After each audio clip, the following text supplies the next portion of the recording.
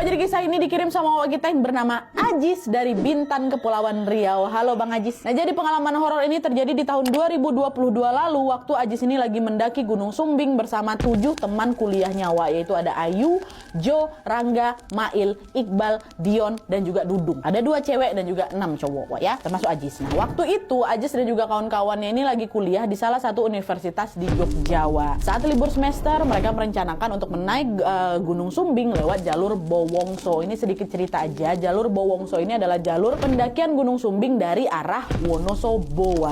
Jalur ini cocok sekali untuk pendaki pemula karena medannya juga nggak terlalu curam.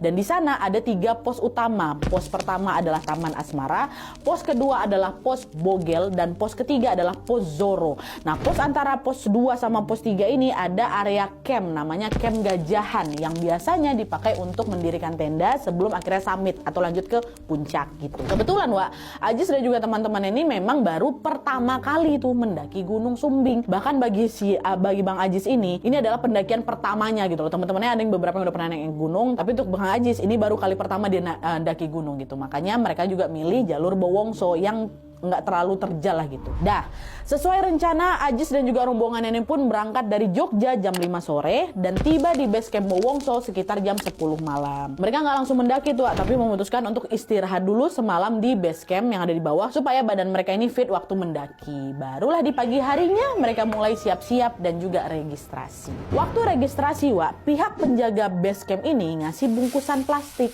ke mereka. Bungkusan plastik itu berisi air gula. Si penjaga ini bilang, ini air gula ya, disimpan, jaga-jaga kalau misalnya ada yang kecapean di tengah jalan. Nah, air gula ini Wak ternyata bukan sembarangan minuman gitu loh. Fungsinya untuk jaga-jaga kalau di tengah jalan ada yang kehabisan tenaga atau misalnya gula darahnya turun drastis kayak gitu kan, karena air gula ini bisa langsung diserap tubuh dan bisa bikin badan cepat balik bertenaga lagi. Jadi semacam apa ya, semacam pertolongan pertama darurat gitulah untuk para pendaki ini. Udah dikasih satu-satu. Oh baik Pak gitu. Penjaga base camp nanya lagi, di antara kalian ada yang lagi datang bulan nggak atau lagi haid nih, mohon maaf. Jo nyaut, oh saya Pak. Jo ini perempuan ya. Saya Pak. Kenapa Pak? Katanya. Oh kalau gitu mbaknya daki sampai camp Gajahan aja, nggak bisa kalau sampai puncak. Katanya. Lo kenapa Pak? Itu sudah aturan di sini, mbak ikutin aja, kata si penjaga. Dah lah itu kan.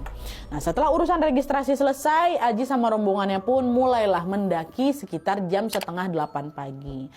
Normalnya Wak, pendakian sampai ke puncak itu membutuhkan waktu sekitar 7-8 jam kalau cuaca mendukung. Nah kebetulan cuaca pagi itu juga cerah nih. Mereka pun mulailah ini mendaki menuju ke pos 1. Perjalanan sampai ke pos 1 itu relatif aman Wak, karena jalannya juga masih landai lah gitu kan. Mereka sampai di sana di pos 1 ini sekitar jam 9 pagi.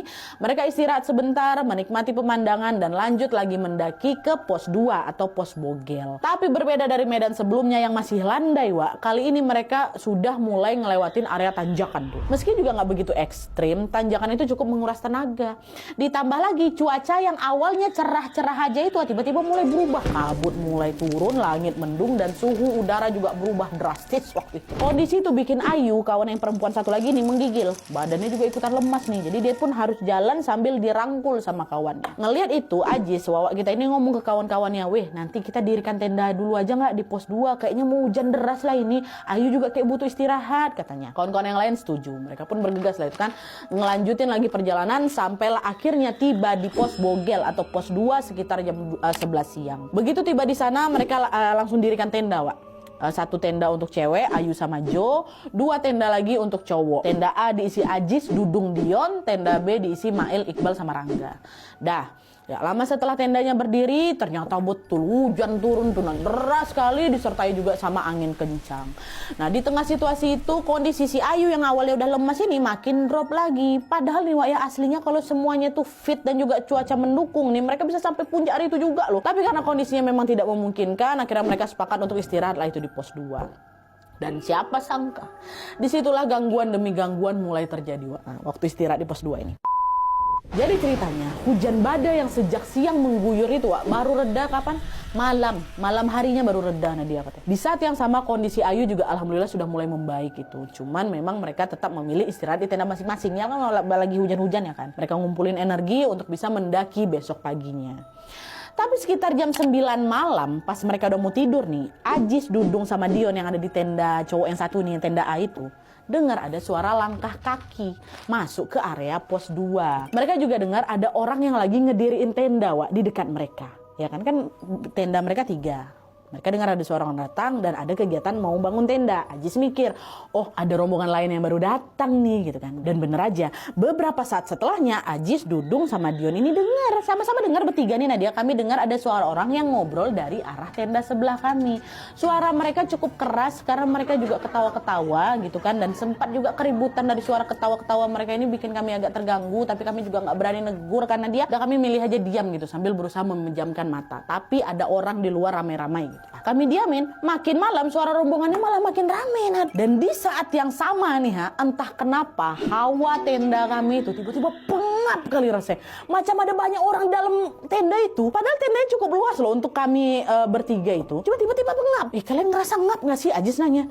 Iya weh, kok tiba-tiba panas sekali ya, padahal kita cuma bertiga aja dari tadi juga gak kenapa-napa. Ada gak beres gak nih Wak? Kata si Ajis, udah gak usah terlalu dipikirin, kata si Dion. Udah mending kita berdoa aja. Abis itu kita langsung tidur, simpan energi, besok kita mau ngedaki, kata si Dion. Dah lah tuh, mereka bertiga pun udah gak mau mikir aneh-aneh. Cuma malam itu udah tiba-tiba pengap itu tendanya mereka. Dah Ajis pun ketiduran tuh Wak. Cuma waktu aku lagi tidurin dia, tiba-tiba si Ajis nih mimpi Wak, didatangi seorang perempuan asing. Ajis nggak pernah lihat orang itu sebelumnya. Perempuan itu nggak senyum, dia datang. Dia nggak senyum, nggak nyapa, mukanya datar aja. Tapi dia nyodorin bungkusan plastik hitam. Nah, aku nggak tahu apa isi bungkusan itu. Gegara pas aku udah ambil mau kubuka, aku terbangun dari mimpi gue. Gegara ketetesan sama air dari dalam tenda. Pas aku tengok jam, udah jam 3 pagi. Nah, pas aku bangun mimpi itu suasana tenda tuh makin pengap lagi Nadia, makin pengap. Gak enak lah perasaan aku ini. Kenapa ya? Ngapa mimpi aku tadi itu? Apa bisa aku bangun tendanya makin pengap lagi? Yang aku mimpiin itu siapa? Jangan dia sosok penunggu di sini pula. Ajis takut Wah. Di situ dia kayak berusaha positif thinking.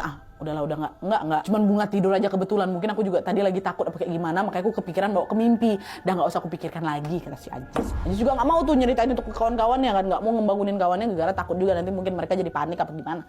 Dah. Ajis coba tidur lagi, nggak bisa tidur aku nggak bisa tidur sampai sekitar jam 4 pagi. Nggak bisa tidur, baru aku bangunin kawan-kawanku kan, bangun, udah subuh gitu kan. Nah, mereka ini bangun, sholat subuh dulu kami, dan baru kami siap-siap melanjutkan pendakian sebelum matahari terbit. Nah, waktu lagi siap-siap ini, mereka kan keluar tenda. Di situ, pemandangan pertama yang kami lihat adalah ada satu tenda dome apa, pokoknya tulisannya dome lah, bacanya apa nih, dom lah kita bilang ya. Tenda dom kecil yang berdiri di dekat tendanya si Ajis, tenda kecil, tenda dome itu. Ajis ngebatin, oh ini pasti mereka nih yang tadi malam berisik. Tapi kok cuma satu tenda aja ya, kecil pula. Kayaknya nggak mungkin lah mereka ramean tidur di satu tenda.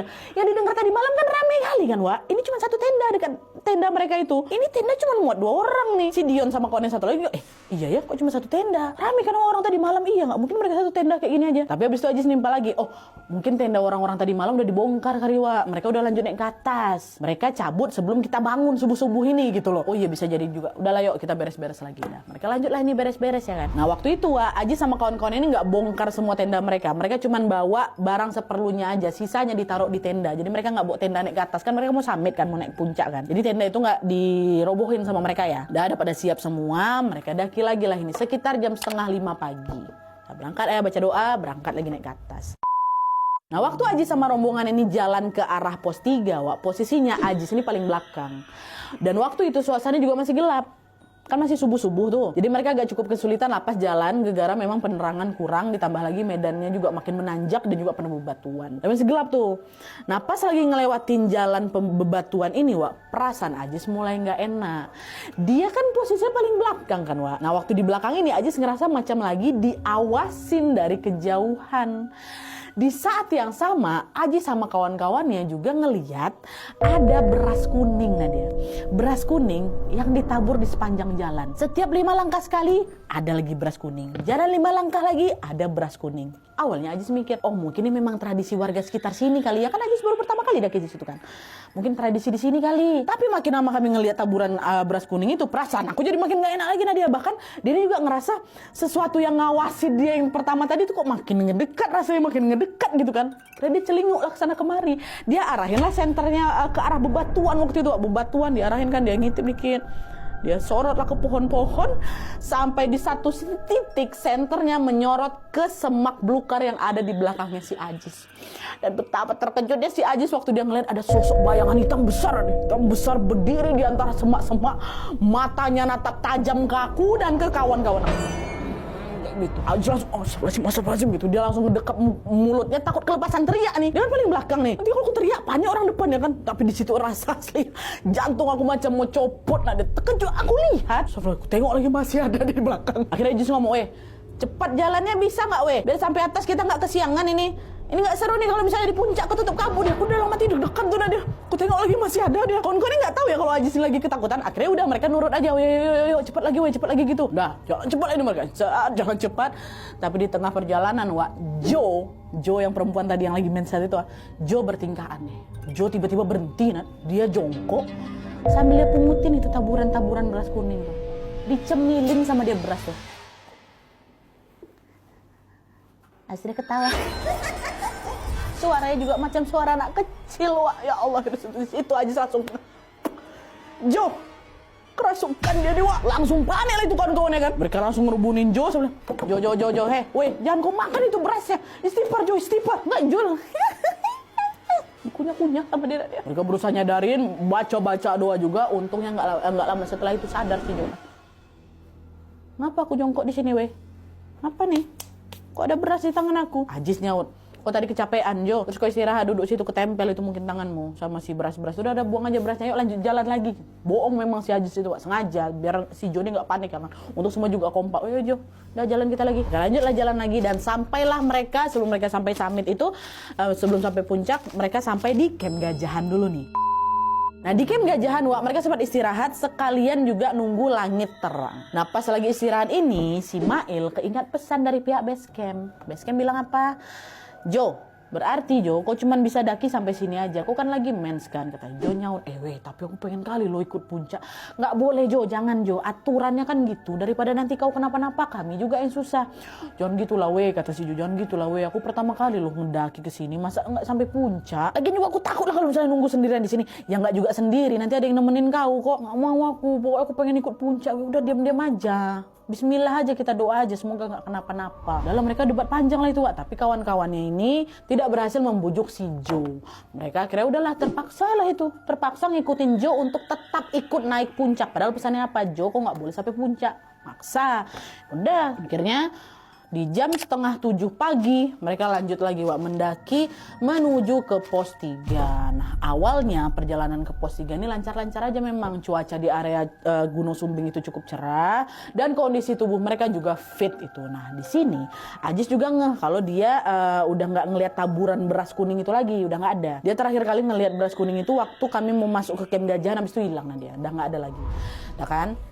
Jalan, nyampe lah di pos 3, mereka istirahat lagi sambil menikmati pemandangan sekitar. Barulah setelah itu mereka lanjut mendaki lagi ke puncak. Tapi baru beberapa menit, Jo ngeluh di situ. Aduh perut aku sakit, mulas-mulas mensul kayak gimana. Aduh sakit perut aku. Mail bilang kan kau tadi harusnya kau istirahat aja di bawah. Kalau kayak gini kau sendiri kan yang nggak nyaman. Iya maaf ini udah nanggung juga kalau misalnya aku turun. Udah nggak apa-apa ya, istirahat bentar ya, habis itu kita lanjut lagi naik ke atas gitu. Tapi ternyata setelah istirahat kondisi Jo ini malah makin parah Dia tuh nggak cuma sakit perut aja, tapi badan juga makin lemas kayak gitu Meski begitu Jo ini tetap kekeh udah nggak apa-apa, udah kita harus sampai puncak gitu. Dan sama seperti sebelumnya, kawan-kawannya juga nggak bisa ngemujuk Jo ini buat turun. Ditambah lagi waktu itu kami mikir jarak ke puncak itu udah nggak terlalu jauh. Jadi lebih cepat kalau misalnya terusin ke atas daripada kami muter balik ke bawah, turun. Ya udah. Di situ mereka istirahat bentar, terus lanjutlah jalan ini dengan posisi Jo ini dirangkul Mail sama yang lain, dirangkul gitu kan. Nah karena Jo masih sakit waktu itu, perjalanan mereka ini juga jadi terhambat. Mereka harus jalan pelan, terus bentar-bentar berhenti, jalan pelan lagi, bentar berhenti lagi gitu istirahat. Kalau normalnya dari pos 3 ke puncak itu katanya cuma butuh waktu 2 jam. Kami nyampe di puncak itu setelah 4 jam perjalanan kami. Nah dia 2 kali lipat dari perjalanan sebelumnya, sekitar jam 11:30 siang lah di situ kan. Waktu udah nyampe, Jo langsung disuruh duduk. Sementara kawan-kawan lainnya ada juga yang nemenin Jo, ada juga yang jalan-jalan menikmati keindahan alam di puncak. Dan nyampe puncak dengan akhirnya alhamdulillah sampai di puncak, foto-foto segala macam. Nah waktu itu area puncak lumayan cerah juga, Wak. Tapi beberapa menit kemudian kabut datang, nah dia. Tiba-tiba kabut datang, langit udah mulai mendung. Jadi mereka nggak bisa lama-lama lah di puncak ya kan. Takutnya nanti bakal turun hujan lagi macam kemarin. Jadi jam setengah 1 siang, cuma 1 jam dan kami di situ, kami pun memutuskan turun ke bawah. Nah, siap-siap, woi kita turun sekarang gitu. Tapi waktu udah mau turun, tiba-tiba si Jo bilang, weh, kakiku kok berat kali ya, kayak ada yang megangin katanya. Waktu Jo ngomong gitu, nah dia aku langsung lihat muka si Jo tuh pucat. Nah nggak lama setelah dia ngeluh kakinya itu berat, Wak, pingsan si Jo, tas gitu. Nah di situ teman-teman panik lah semua ya kan. Jo, itu langsung dibaringkan ke tanah. Mereka berusaha untuk nyadarin si Jo pakai barang-barang seadanya, pakai minyak kayu putih gitu. Jo, istighfar Jo, sadar Jo. Tapi sampai beberapa menit kemudian Jo nggak bangun juga, Wak.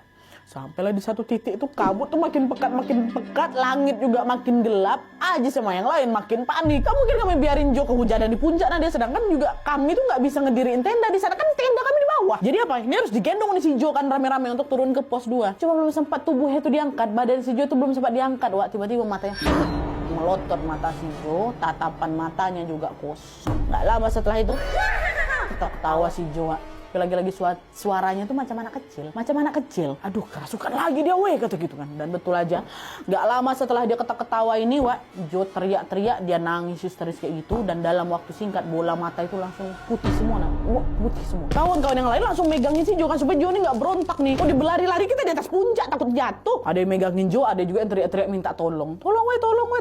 Maksudnya ada pendaki lah gitu biar tolongin mereka. Mas saya nggak ada, Wak, yang datang. Gara posisinya waktu kami di atas puncak itu cuma ada rombongan kami aja, nah dia nggak ada rombongan lain. Dan pos-pos sebelumnya juga kan masih jauh gitu kan. Akhirnya di situ Mail inisiatif buat azan, azan di telinganya si Jo kan. Allahu Akbar.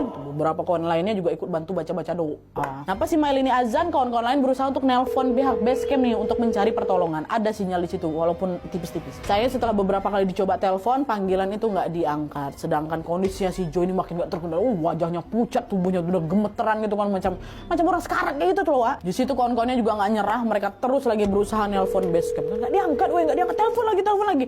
Akhirnya setelah belasan kali telepon, diangkatlah sama base camp. Ayu tuh waktu itu telepon, Ayu langsung bilang, Pak, tolong kami, Pak, kawan kami kesurupan, Pak, kami ada di puncak. Waduh, puncak, kondisi kawan Mbak gimana sekarang? Dia masih teriak-teriak, Paknya lagi dipegangin sama kawan-kawan saya. Oke, gini Mbak, karena jarak base camp ke puncak itu jauh, kami nggak bisa langsung nanganin sekarang nih. Mbaknya sekarang tolong usapin badan temennya pakai air gula yang kemarin saya kasih.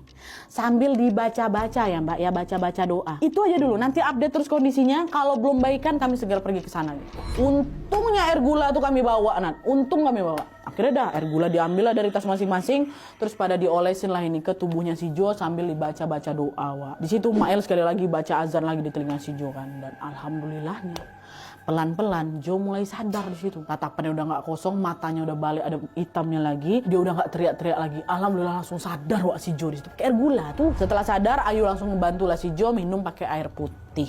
Teman-teman pun ada yang mijit-mijit tangannya si Jo, kakinya si Jo gitu kan. Di situ mereka berusaha bikin si Jo ini relax dulu, berusaha bikin dia tenang dulu. Dan selain itu mereka ini juga ngabarin pihak base camp bilang, Pak, untuk update kondisi si Jo udah sadar, Pak, kondisi udah sadar gitu. Oh ya sudah, syukurlah. Pelan-pelan kalian turun ke bawah. Nah, beberapa saat setelah si Jo ini udah tenang, Wak, Ajis Wawa ini ngelihat ke arah belakang.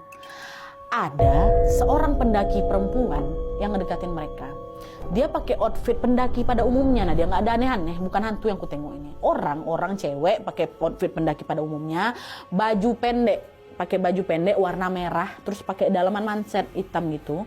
Dan dia ini juga pakai tongkat pendaki itu loh. Nah, waktu tengok si perempuan ini datang, aku macam gak asing sama perempuan ini dia. Cuman aku juga lupa aku pernah tengok dia di mana ya gitu. Nah, saat perempuan itu makin dekat, Ajis ngeliat dengan jelas perempuan itu pakai kalung tasbih. Dia gendong ransel kecil, terus dia datang sendirian tanpa rombongan ya. Awalnya dia mikir, oh mungkin dia warga lokal kali ya, makanya berani daki sendirian dan cuman bawa tas kecil. Perempuan pula. Jarang, Wak, ada perempuan yang berani daki sendirian ya kan, di ketinggian 3000 mdpl pula. Nah, si perempuan itu datang nyamperin mereka, Wak, nyamperin.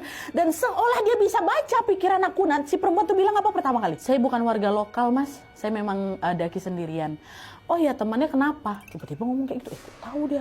Dalam hati aku bilang ini warga lokal nih. Tiba-tiba kayak itu dia ngomongnya. Tapi Ajis ya udahlah, dia nggak menanggapi soal itu. Dia kan fokus ke kawan yang lagi kesurupan ini kan, yang baru Ajis selesai kesurupan. Akhirnya Ajis yang ngejawab waktu si perempuan yang nanya, oh dia habis kesurupan tadi mbak, makanya masih lemes gitu. Oh gitu. Ini kebetulan saya ada nasi bungkus, dimakan mbaknya ya, biar tenaganya pulih katanya. Oh boleh mbak. Kebetulan teman saya ini juga belum makan katanya. Perempuan ini waktu dia ngomong itu dia ngeluarin kantong plastik hitam, itu isinya makanan.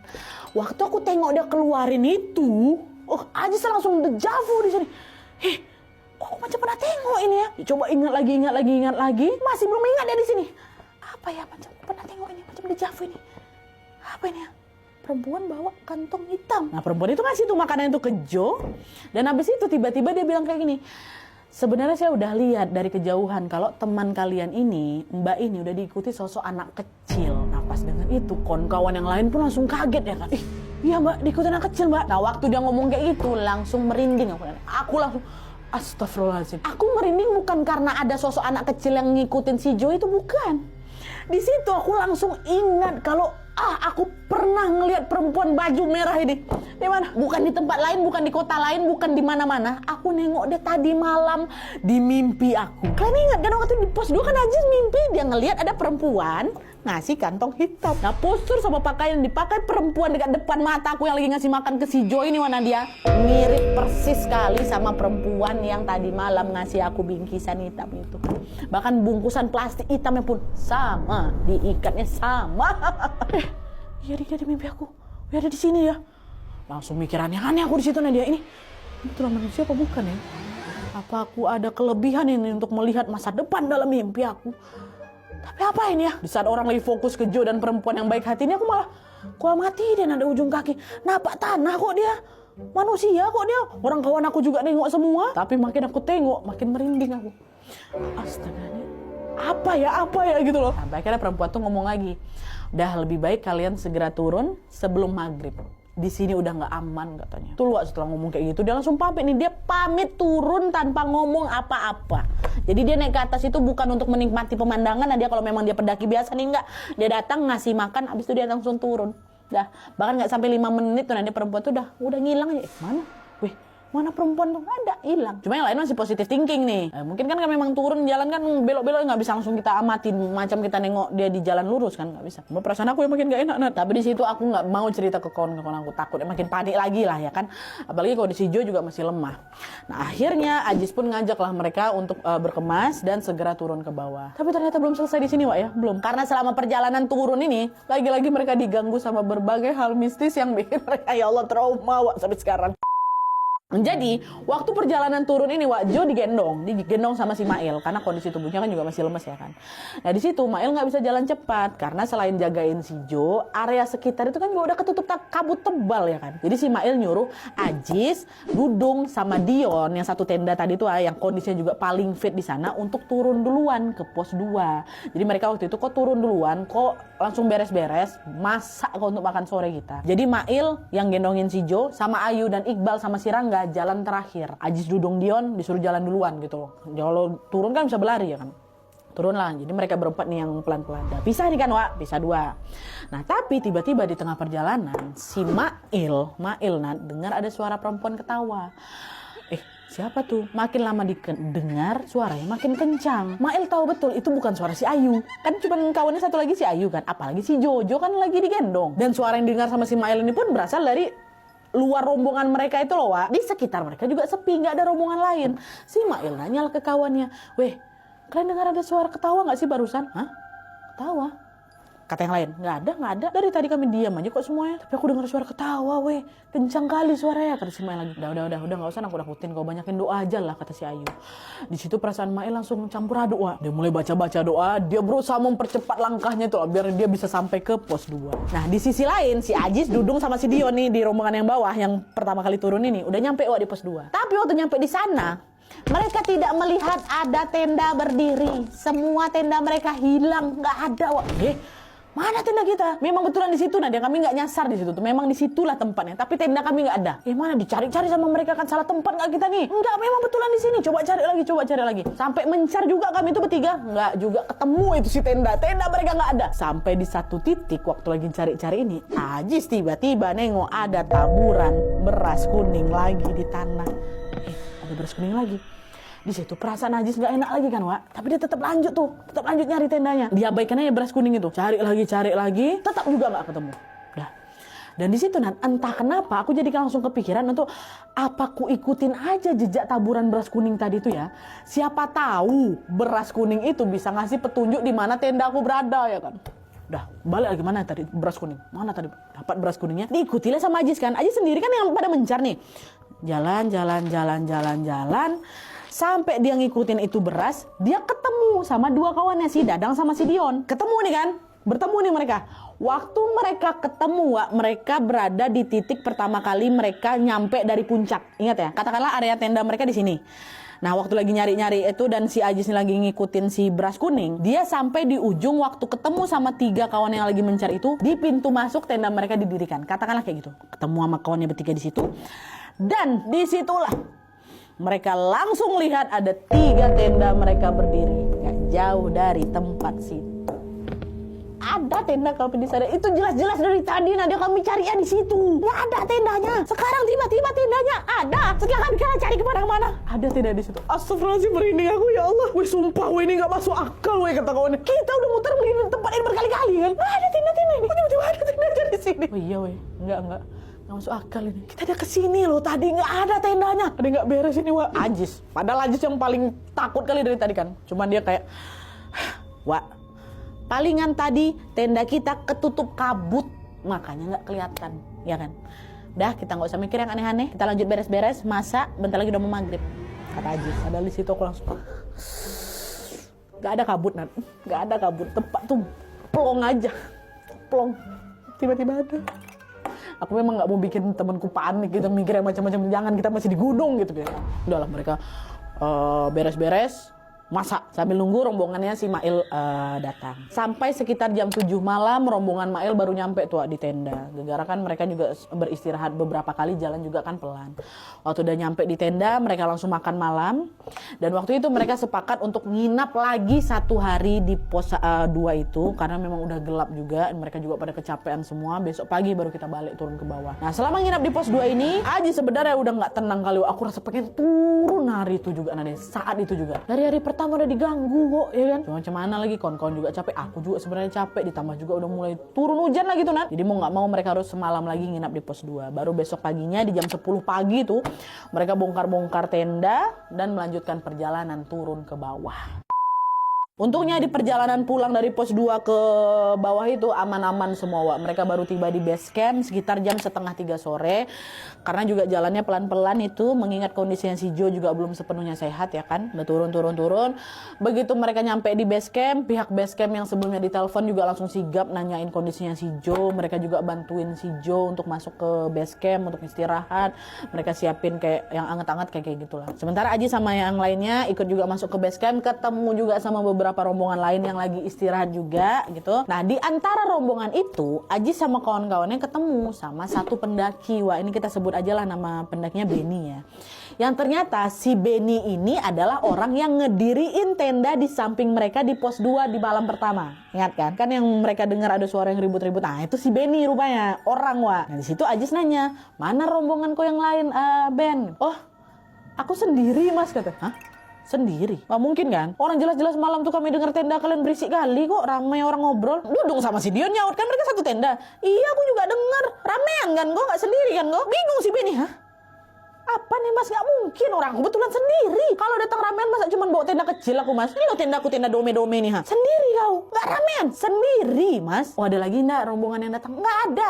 Gak ada, cuma rombongan kita tuh lah. Rombongan Mas 3 tenda kan, terus aku sendiri. Gak ada lagi orang lain, cuma aku," kata si Benny. Langsung heboh si Ajis di situ. Aduh, kan. Kita dengar rame kan, weh. Rame, Ben. Enggak, Mas, cuma saya sendiri aja di situ. Aduh. nggak beres nih. Di situ aku udah nggak tahan lagi nonton ceritain semua ya. Dari bawah juga ya kan. Aku tahan tuh dari atas supaya nggak takut kawan-kawan aku. Tapi setelah dipantik sama cerita si Benny ini, langsung lah si Ajis ngejabarin semua apa yang dialami di sana. Mulai dari suara orang ngobrol dari tenda sebelah mereka.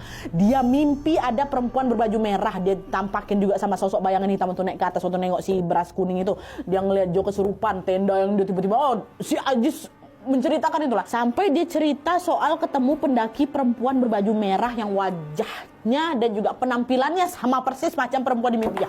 Dia ceritain itu semua ya kan. Dan setelah si Ajis cerita, rupanya si Mail kawan rombongannya ikut nimbrung. Wah bentar, kok mimpi perempuan itu?